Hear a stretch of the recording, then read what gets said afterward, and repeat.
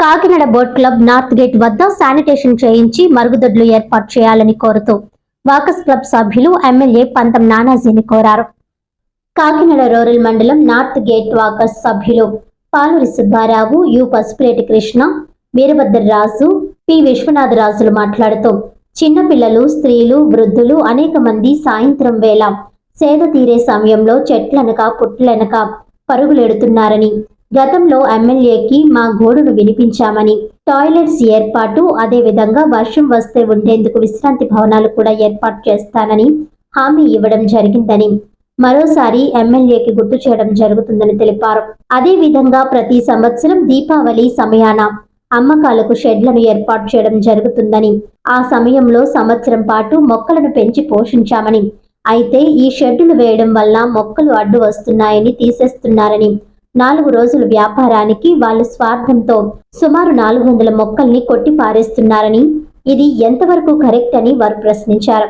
మొక్కల సంరక్షణకు సంబంధించి ఎటువంటి హామీలు కూడా ఇవ్వట్లేదని, తిరిగి ఏర్పాటు చేయట్లేదని, దీనిపై ఎమ్మెల్యే అధికారులు దృష్టి పెట్టాలని వారు కోరారు.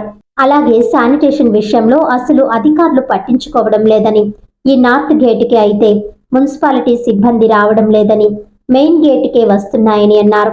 దీంతో ఇక్కడ విపరీతంగా పిచ్చి మొక్కలు పెరగడం, చెత్త పేరుకుపోవడంతో దుర్వాసన రావడం, వ్యాధుల బారిన పడుతున్నారని తెలిపారు. ఈ కార్యక్రమంలో వాకస్ సభ్యులు మూర్తి మల్లెపూడి, లక్ష్మణ్ రావు, నాగిరెడ్డి, విఎస్ఎన్ మూర్తి, వెంకట్రావు తదితరులు పాల్గొన్నారు. ఇక్కడ దీపావళికి సెడ్లు వేస్తున్నారండి.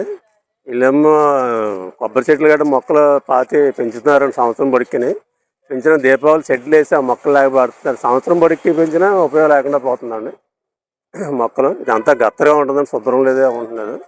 ఈ ప్లాస్టిక్ బాటిల్స్ గట్రా పడుతున్నారండి, శుభ్రం లేదు. కొంచెం ఎమ్మెల్యే గారి దృష్టిలో పెడుతున్నామండి. అంతా మీ ద్వారాగా శుభ్రం చేయాల్సిందిగా కోరుకుంటున్నామండి. విశ్వనాథరాజు అండి. ఇదేంటంటే ఇక్కడ యాక్చువల్గా ఆ సైడు కంటే ఇక్కడ ఎక్కువ జనం ఉంటారు. అయితే అక్కడ టాయిలెట్స్, డ్రింకింగ్ వాటర్ అవి ఉన్నాయి.